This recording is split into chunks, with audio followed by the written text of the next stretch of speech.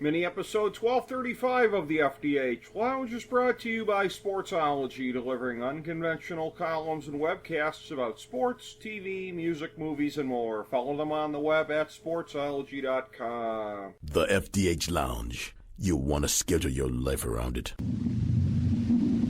A long time ago, on a gloomy, wet Cleveland spring night, two men stand alone amidst the late-night drizzle. Their voices echo across the vacant station parking lot as they debate the merits of the great American radio show that have been missing for far too long. On that night, an idea was born. That idea became the FDH Lounge.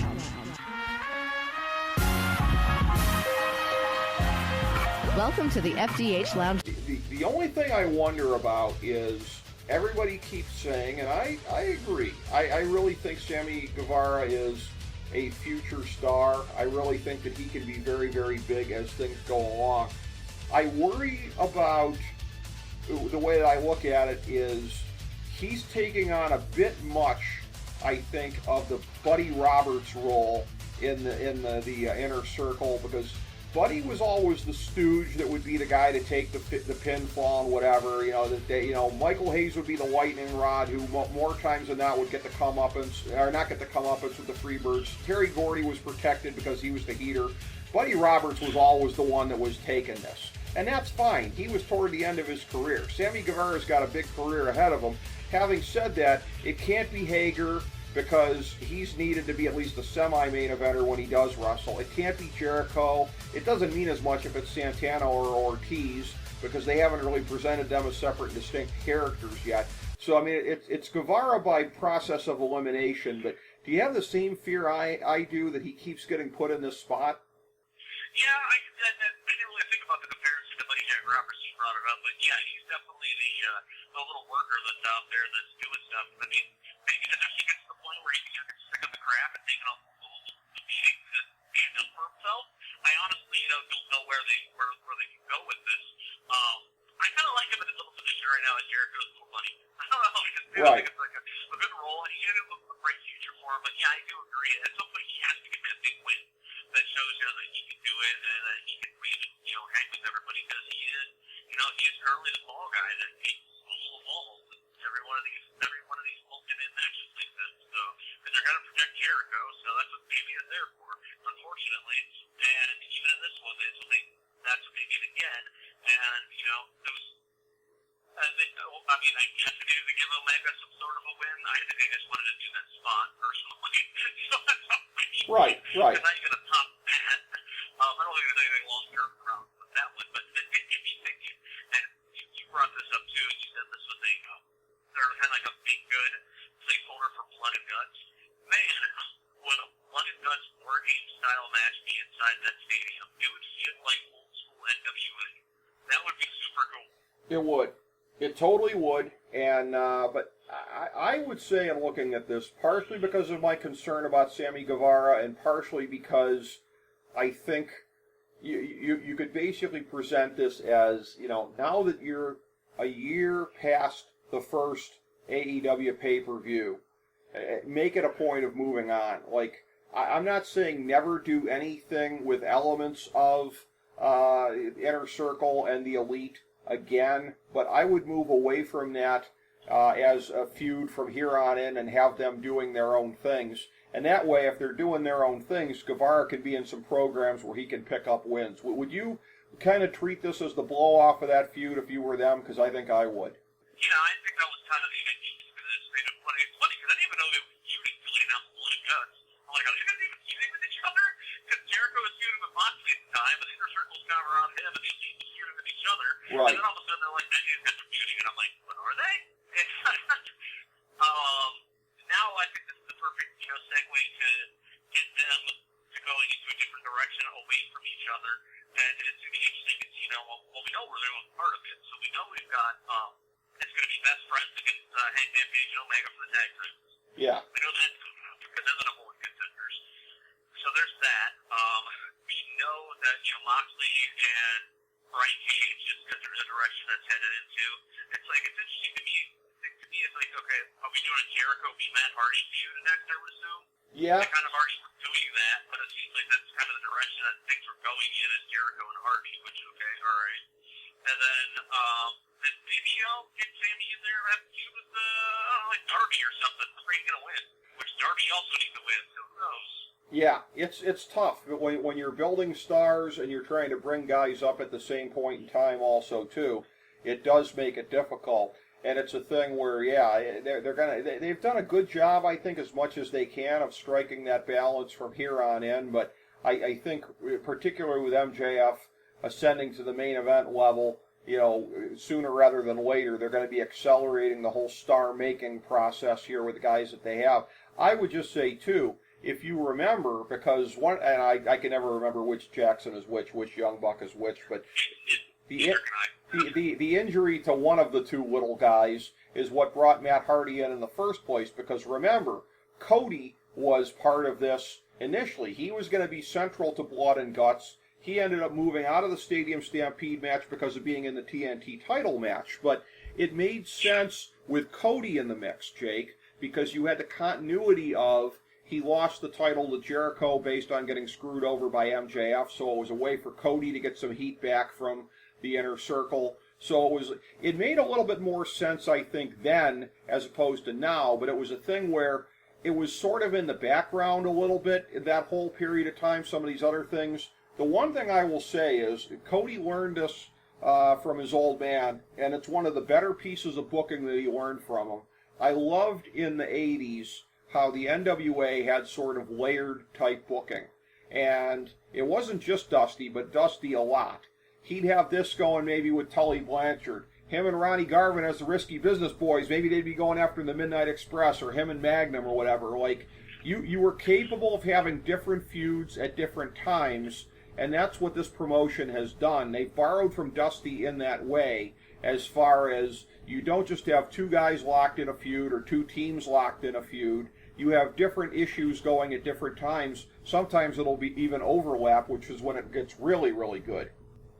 Oh, yeah, that's the stuff that I love. When it's one constant story that flows into the next and into the next. Do you remember, like, early 2003 when Jericho had 4 feuds going on at the same time? Yeah, yeah. He was feuding with Shawn Michaels, he was feuding with Jeff Hardy, he was feuding with Test and one other person, like all the exact same moment. Yeah. I was like, oh, well, I can pull all that off, but, you know, he did. And the Dunn race, you know, you can do that. I mean, I agree with you. It'd be interesting to see, you know, where they go from here, if that's the kind of layered storytelling approach that they are going to take on this. I do have to say, there's certain things on there, like, that I think need tweaking. Their commentating team, I think, needs tweaking on AEW. Well, it's not going to work now because you make Taz a heel, so you get the Taz on there because he's a new job. But there's just certain times where Jim Ross, I don't remember what it was. It's one of the ridiculous spots. And Jim Ross and Tony's like, what do you think about that, Jim? He goes, I don't know what to call that. And I'm not going to. He was just badly offended by it. I was like, okay, I can see that. Like, I really love the chemistry between Jericho and Tony when they were doing all the recent shows. I don't know, there's just something about their commentating team that it's just kind of like, to me. Well, let me ask you, though, because I hear what you're saying, but there's another element that I want to ask you about that I do like. And what there is sometimes between JR and Tony is because, you know, and they know that they are synonymous with, soundtrack of wrestling fans in the 80s, 90s, in JR's case, even the 2000s. On there, but more so referencing the 80s and 90s, where they'll almost be tongue-in-cheek about stuff and almost like self-referential about how they might have called something at some point. Like, neither one of them was ever nearly as tongue-in-cheek, and they don't do it that much, but it's here and there in the matches, and they're not afraid to be a little bit absurdist. And I kind of like that, because I feel like today's product kind of needs that a little bit, where it might have been out of place in the 80s and 90s. What do you think about that? No, I absolutely agree with you. And there were certain points where they're like little references, and like you were saying, they reminded me of the modern day. They reminded me of the wrestling version of what is it, Morris and Gromit, I think, is the two guys made for the Muppets that's in the balcony. Right. That's kind of who they remind me of a little bit. Just if somebody would have said to you, like,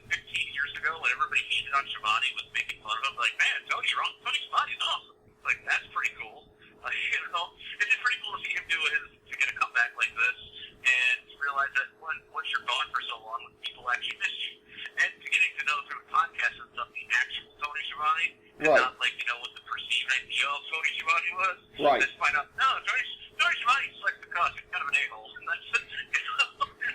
that's quite all right. I got zero problems with that. Interesting factoid. And I don't think I mentioned this last night. I was actually doing some research on this afterwards. So, did you see the commercial for the AEW toy line? I did see that, yes. So Tony Schiavone has never had an action figure in his career. Really? That'd be cool if they made one of it. Never. Right, wow. Never been a Schiavone one that I can think of. Right. There was no he never got any in the they didn't do announcers in the WWF unless the name was Vince or BT. He was only there for a year, and WCW never made any announcement. Well, they made a couple. They made a BT announcing figure, and they made a Michael Bunker announcer.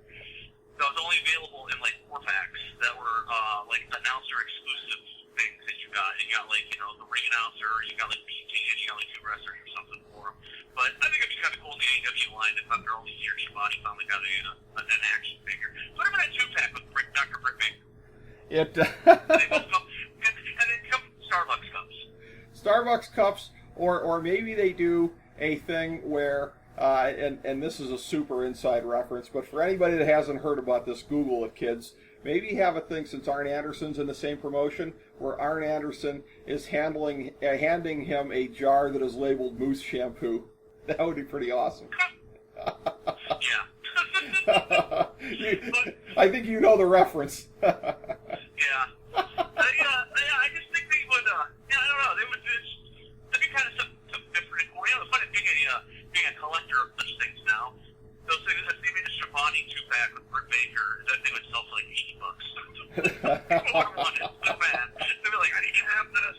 I don't know what I'm going to have to. Well, it's it's just one of those random things. Like JR's had figures. Excalibur may have. I don't even know what he never had an action figure unless he was in one of those bootleg ones. But on the Rising Stars or whatever. But I'm pretty sure he never had one. But yeah, I just kind of thought that was just a little random fun fact that after 30 plus years in wrestling, Tony Schiavone never once had a toy. Well, dare I say there are probably certain corners of the IWC that perhaps might line up to pay for a life-size Britt Baker one if you're picking up what I'm putting down. Well, does that come with some kind of Adam Cole reference? Yeah, it'll yell "Bay Bay" at the appropriate moment. That would be amazing.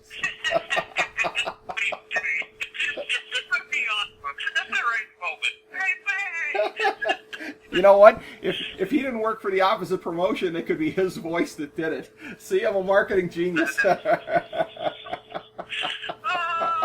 to see his voice at the second and be like, I don't know what it was. This is where, see, this is the kind, this is maybe about 1% of it as far as what JR and Tony are doing, but the kind of absurdity we just did here now, it's nice to, even if it's only 1% of what we just did, it's nice to hear that trickle into what they're doing, to be self-aware in a way that they were never allowed to be before. Because, again, it is pro wrestling. It is an absurdist kind of a thing. It is, I know Jim Cornette, craps on any of the ironic humor or anything like that, but I enjoy it. It's you can't take yourself, seriously all the time, and the loose kind of relaxed vibe in a way that you'll never hear out of the WWE announcers, I enjoy it. Oh, me too. It's because you can tell they're just, two friends that have known each other for a long time, and it comes across as natural.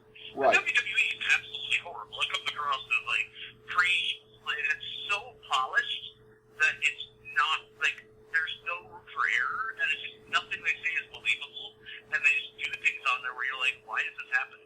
Even the basic things, even somehow Jericho cutting a promo on a drone came off more realistic than Drew McIntyre cutting a promo about winning the world title. Yeah. I don't know. Well, It just feels like, they're being forced the things said, and it's like, they're still doing things based on the crowd reactions on WWE that's not there, and you can't tell me they didn't see AEW, haven't watched it, but wow, that's actually much better.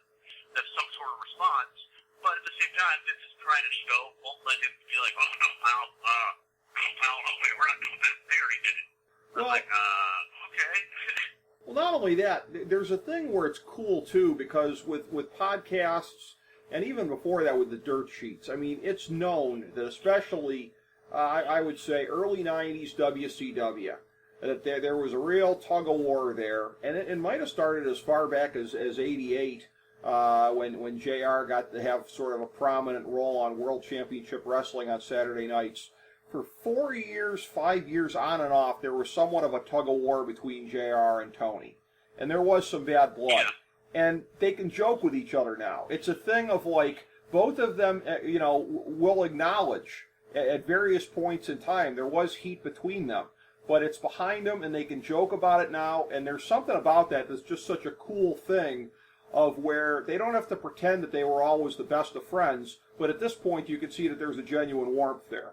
Yeah, absolutely. I don't listen to Giovanni's podcast as much as I did before, but because they brought up stuff that mentioned to him in the past, like, that he regrets not making up with Heenan, with Bobby the Brain, with everything when Heenan went down. Because, and again, Tony Schiavone, if I was shocked, walked away from wrestling and didn't look back for like 15 years. Right. Which is, when you think about it, how amazing of an accomplishment that is for so many people. Were always longing to get back in. He just assumed nobody wanted him back. Because it was never right. He reached out to Vince once and did the one TNA gig, and then no one ever called him, so he just moved on with his life. And he said that. He's like, I never really thought much about it. It was just a job. And then he was gone for so long that when they brought him back, everybody, when he came back for like that moment, when Tony Schiavone on the first Dynamite was standing there with Cody Rhodes, and it just felt like Nitro, and you could see the genuine emotion in their eyes, and you'd be like, oh yeah, this feels right. This is good. I keep saying that first show, they needed to have, even if they just hired them for one night, Sting and Luger backstage, and be like, what took so long for the next episode on TNT? I thought it was going to be the next week. It's all these years later. They should have done something to play off of that. It would have been funny. But no, it was cool. That would have been really, really comical. That would have been amazing if they would have had them act like they were like Rip Van Winkle types. But it was, no, you're right about that. And Tony being there, and it just, he's very self-aware about it. And look, and I respect like hell that he admits that he was just, not necessarily phoning it in, but he was so burned out towards the end. He wasn't doing his best work in WCW, and all of the things that we all hammered him for as fans, he was aware of, and he admits. And he's like, yeah, my announcing wasn't great then, and, I let all the stuff get to me and whatever, but Tony Schiavone's not going to sit there and get in your face and tell you how great he was all along. I respect the hell out of that.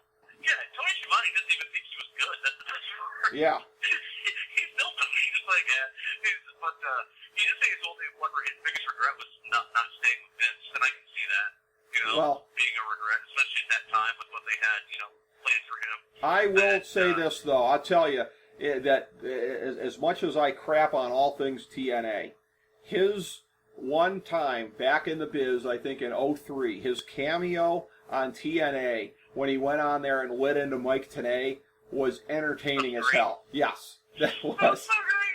Yeah. I like he'll make certain references, like, I don't know if you caught one of them, like, he put his, I think it was an episode of Dynamite, he made his chair higher than the other two.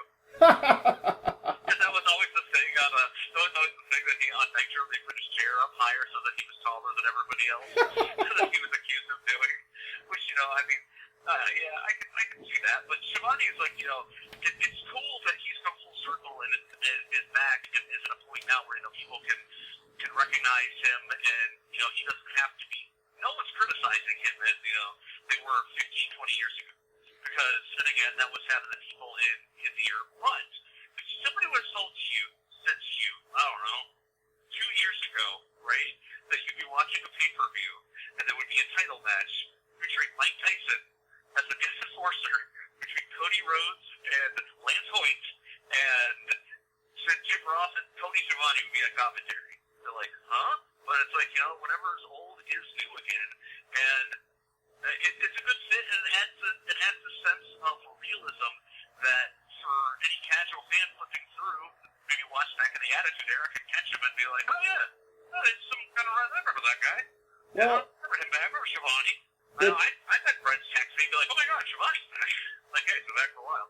You know what? I mean, the best parts of wrestling involve, I mean, as overly simplistic as it is, past, present, and future. And that's what AEW has. And the announcing, a good part of it is from the past. I like Excalibur. I think he sort of more represents the future part of it, so I think it's a good hybrid there. And I'm with JR. Not JR, I'm sorry. I'm with Corny. He should take the stupid mask off. No one knows who he is. yeah, Or I mean, explain why he's wearing this mask, or anything. He's just a guy. And it's just like, or tell us anything like, you know, he supposedly has all this wrestling background, but no one's ever seen any of it unless you were at this gym in Southern California. right. So it's like, I don't know. He's like Orange Cassidy. He's one of those gimmicks I don't get it. I don't get how that's supposed to, I don't get how that's supposed to appeal to people, but, you know, that's just me. I mean, but when he's like talking, he comes across like he knows he knows his stuff. Yes, he's very good. The interesting thing is, I got the sense early on, and it hasn't turned out to be this way, that JR basically is sort of the lead of the three, and I got the sense early on it was going to be Excalibur. He's much better in the role that he's in, which is more or less color commentary. JR is sort of a hybrid of the two. Tony seems to be more color commentary. But Excalibur is definitely better on that than he would be if he was just having to be the straight man calling the holds and everything like that, because of, you know, what he's able to add to it. But I was thinking about this the other night, and this is a thing where, again, you know, obviously, you know, well, if this promotion hires, you know, David Benoit, then that would be a really weird kind of a thing. But a lot of these strands of the old WCW, and it's interesting, especially when I saw Vicky Guerrero on camera here, like, Vicky was never with Eddie in WCW, although in retrospect, how cool would that have been? Picturing her with Eddie, like, in '98, like, how awesome that would have been, but, you know. Excuse me! Yeah. Excuse me! Now, let me tell you something. I mean, and it might make us all too wistful, but somebody needs to make mashup videos of, like, those two as an act. That would be just incredible. Of, like, splice her into, like, his moments and stuff, and, you know, that would be I'm sure it's probably out there somewhere. right. But I'm looking at her as, like, the representation of Eddie, even though she was exclusively WWE, but, like, Jericho is there. Malenko is a backstage agent. Arn Anderson is there. You know, Cody and Dustin with the Rhodes family. Like, it goes beyond this thing being on TNT. There is a lot of, like, late 90s WCW flavor to this thing, and it's one of the things I like about it. And even, you know, Tully working backstage Tully. as an agent on that one. Yeah. Even Tully, she's on some, like, late 80s, late 90s WCW flair. In a lot of ways, I mean, and AEW is the spiritual successor to WCW. Yeah. It's the Jim Crockett Promotions in a way. So, you know, that's really cool. Did you happen to watch online they did an episode of AEW Dark and Memphis, and they honored all the legends throughout, like, the course of wrestling history? I didn't Did you catch watch that? I got to look it up. I'm trying to find it. Yeah, that one's really cool because it actually has Dave Brown on commentary. Wow. I wonder how they sidestepped not having the King there. They talked about him. Did they? They Okay. mentioned it, but yeah, and they actually, what they did was they sidestepped to not having the King there. They actually honored the entire Lawler family, which was, and they had Kevin Lawler there.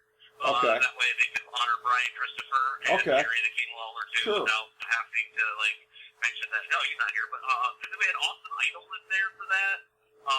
There was Randy Poffo. Randy Poffo. No. Randy Poffo was there for Randy Poffo. Okay. That would have been big news. Randy Macho Man showed up like, how the hell did he get there? They're taking the teachers, brother. But, yeah, so, I mean, if you get a chance, it's worth watching. And they did a really good tribute to the Rock and Roll Express, I think, was there. It was pretty cool. Nice little tribute to some, more of that is what I want to see. More of, you know, hey, these are the legends that paved the way, while at the same time, focusing on the future. Yep. And I think they do a really good job of both those things. And the thing that gives a lot of credit to is, you know, we mentioned being the spiritual successor to Jim Crockett and then later on WCW, is that you feel like there's a lot of history behind AEW. Yeah. You feel like the WCW and all the stuff that, you know, led into the and even early on, the first logo that they had when TNT put it out with the flames and stuff, it was meant to be suggestive of that legacy, you know, of the wrestling on TNT. Yeah, I'm with you. I dig that as well because I miss that. I miss the days when you had, you know, the big two promotions there. Even beyond that, into the 80s when you had multiple promotions, but just anything else out there. And yeah, I feel the same spiritual connection between those two promotions, even 20 years apart. I feel it as well. And it's a tale of two promotions right now because AEW, I look forward to watching every single week. Sure. Every week. I'm not guaranteed it's going to be great, but, you know, it's gotten better without fans. Sorry, fans, but you kind of ruined their show. You changed too much. It annoys me. You changed everything. Yeah, and that's really, that's the only thing about AEW that I dislike the most is the fans. Because they're horrible. They're not horrible, they're just annoying. But that's just wrestling fans, and I think I've told you this off the air. It's like, you guys chanted everything. Why do you do this? And I think back to old school ECW. It's our fault. It's our goddamn fault. Yeah. If we hadn't done that, you know, we created you. So it's like, oh, man. Yes. There's a nice little change of pace that the people, like, you know, you can actually hear people, the fans are so predictable that the people in the crowd on the pay-per-view last night actually think this is awesome chants and certain things that you knew the people were going to chant anyway. Right. Which I kind of got a kick out of that. And, you know, just continuing the spiritual legacy of WCW Jim Crockett. Back in the old days, man, everything was studio wrestling in the South. You know, you had you had Jim Crockett at Mid-Atlantic, you know, which will eventually went on to World Championship Wrestling out in the little television studio in front of maybe 13 to 14 people. I love that kind of wrestling. I love the NWA show they have out. Yeah. NWA Power. I love that. You know, that to me, that's the kind of wrestling that I grew up on as a fan of, you know, to get you all hyped in. Vince always does the bigger, better, big, grandiose that he doesn't know how to produce studio wrestling. And his product, somebody brought this up in an interesting interview, and or article I was reading, and you can probably do a show on that, is that during right now in a time of a recession, when everyone's starved for original content, the WWE has been providing original content, and you would think by proxy their numbers would go up just because there's nothing there, but they're actually at record lows. What does that say for the company?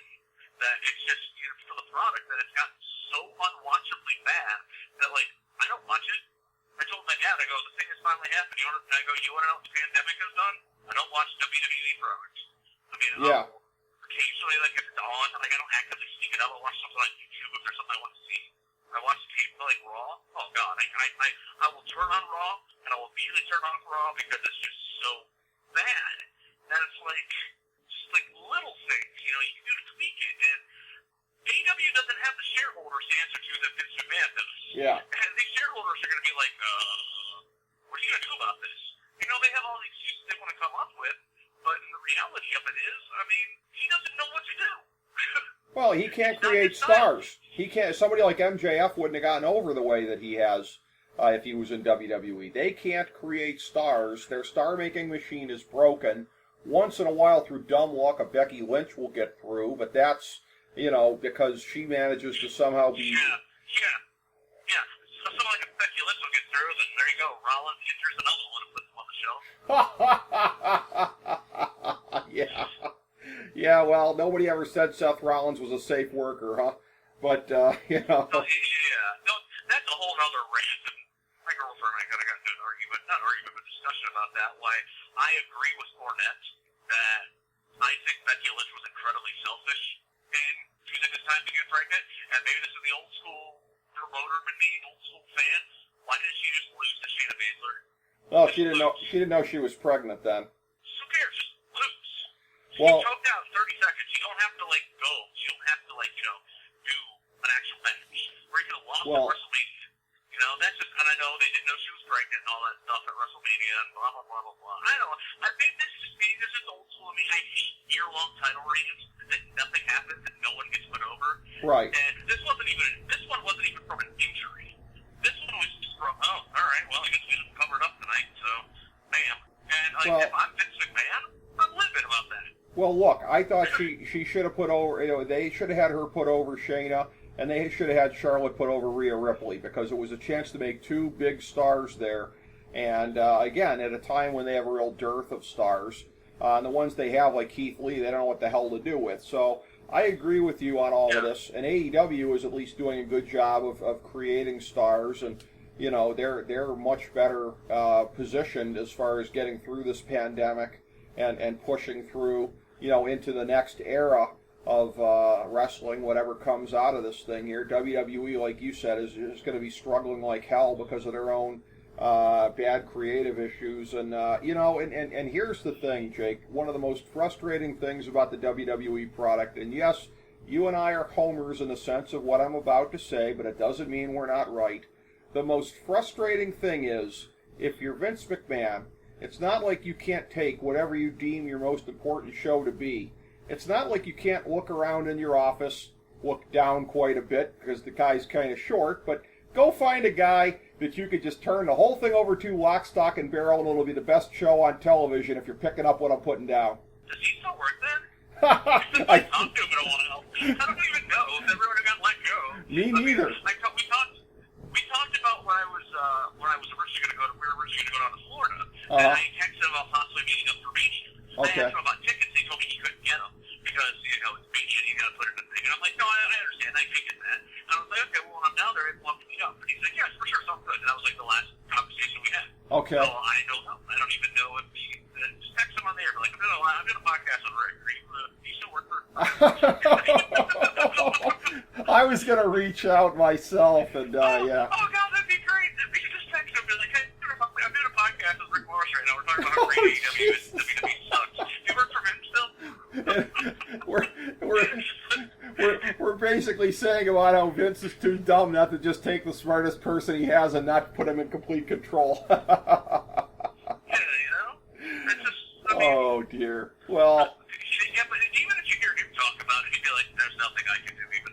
I know. I can't take this shit. I know. But that's the whole way. I mean, what I'm talking about is the utopia of the little guy without any handcuffs on him.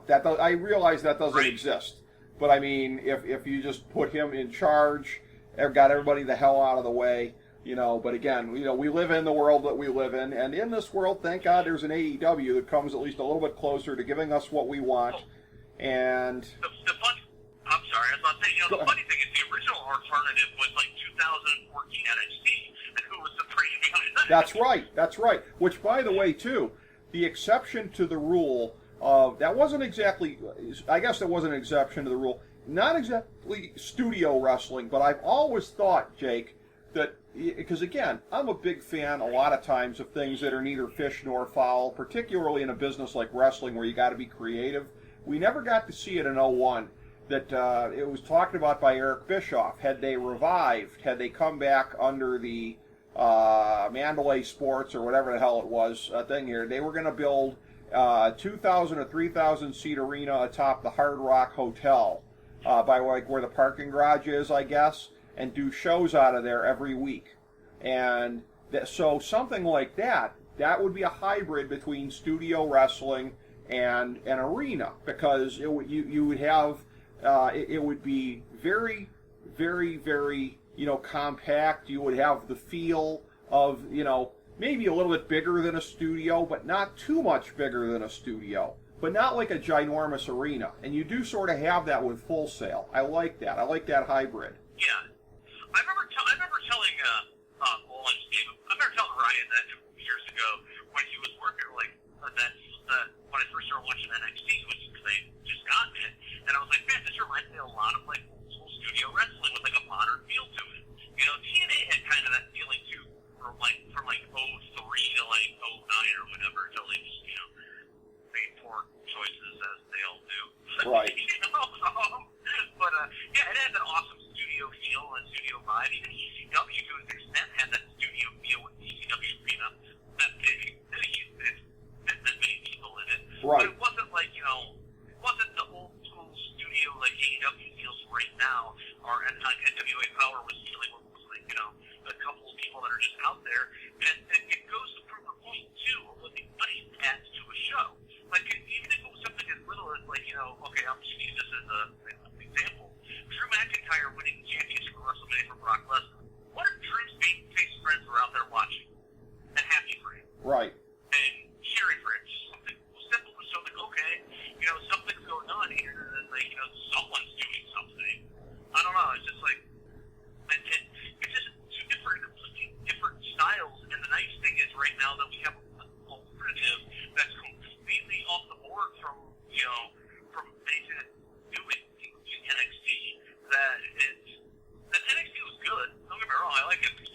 It's just, AEW is better right now.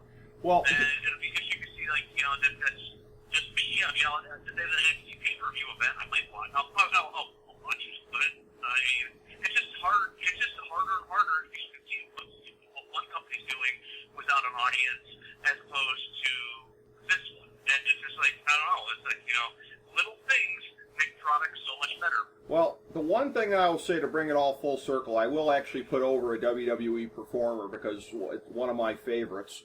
But what you just said right there proves how good. I think Asuka is like top 5 in the world as far as like knowing the things you're supposed to do in front of the camera.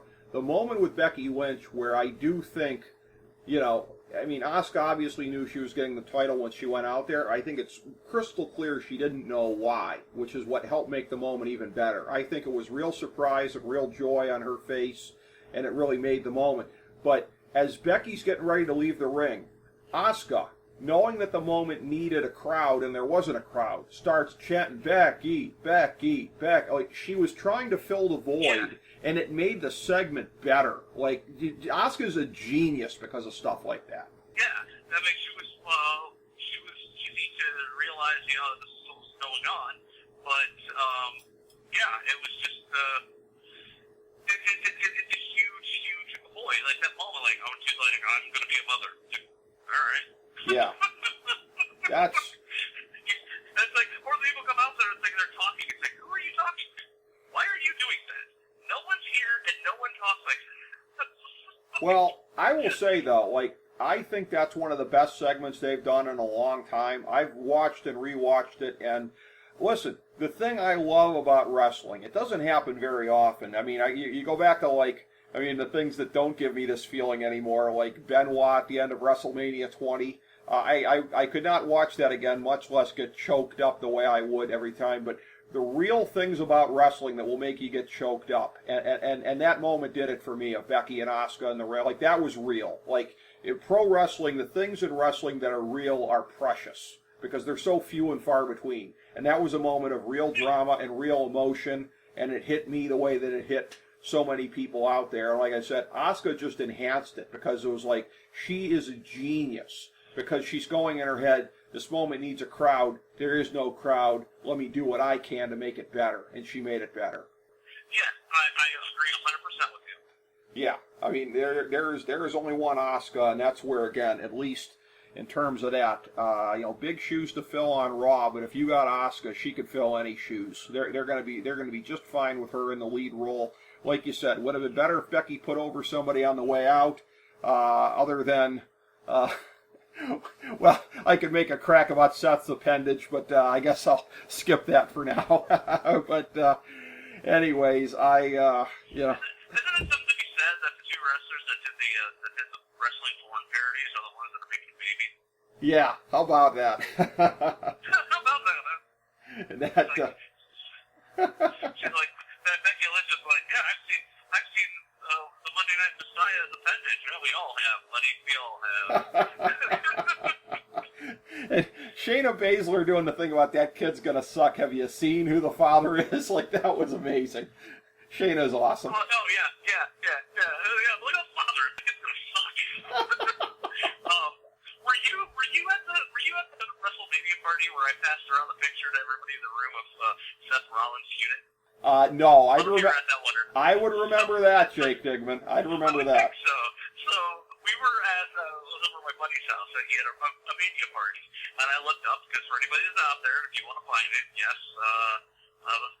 Seth Rollins' unit is on the internet because he made poor life choices, and they didn't know that. And I showed it to all my buddies. I'm like, don't say anything, don't say a word, just look right at it, and they're all like, oh, yeah. I go, there you go. Now everybody in this room can say we've seen Seth Rollins' manhood firsthand. There's a weird person like that. There should be some kind of warning label out there that, if you make the life choice to start stooping a Nazi, that she might end up putting your picture online at some point, Yeah, It's like, maybe I better think. That's one of those things, man. If I'm a celebrity, or quite frankly, if I'm just me, I'm never sending anything like that out to anybody. Listen. I don't know. Nobody wants to do that. Well, big upgrade for him in many ways, but not least of which, Becky cares too much about her own brand to post his dick pics online. Plus, she's not a Nazi. So, Becky has a lot going for her, but just by dint of not being the last one, he has upgraded a lot. Yes. So, well, congrats to the happy couple.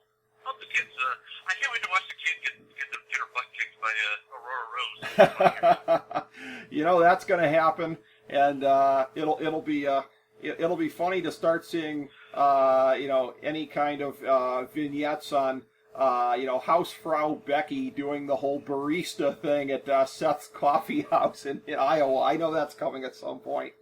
Oh yeah, I forgot that he does own a coffee house in Bedford, Iowa. He does. Just one more thing to make him a hipster, right? The guy's got to have his own hipster coffee house. Is it called like Colby's Coffee or something? It should be. Yeah. Yeah. Lopez lattes. Yeah, where it could be something like, where the kayfabe breaks softer than the scones. I could see that. Oh, who are we kidding? He's too cookie cutter. It's a freaking Starbucks. It probably is. Well, you know what? Hey, let's end it on this note, Jake. What would be the ultimate thing here is if he ended up taking a page out of Season 10 Curb Your Enthusiasm, because nothing could be more on brand for Seth Rollins than starting a spite store to try to put another coffee house out of business. Yes. I think that's the thing we've never heard about his place. It's probably actually a secret spite store. So there's that. But it's a long way afield from an AEW pay-per-view to a Seth Rollins spite store, but we managed to make the journey here. Jake, it is always a pleasure, my friend, in what we ended up getting as a 3-part segment by the time we were all done with this. Thank you so much. Oh, you're welcome. That's kind of what we do, right? It is, especially in quarantine. I don't think I've recorded a segment yet in quarantine that hasn't gone 2 to 3 times longer than I anticipated. So, hey, great material. It's all because you guys are never more available than you are now. And you alluded to this at the outset about never being on more than you have been recently. I hope we keep this going even after quarantine. I always appreciate it. Love you being here. And thank you, everybody, for checking out these mini episodes of the FDH Lounge.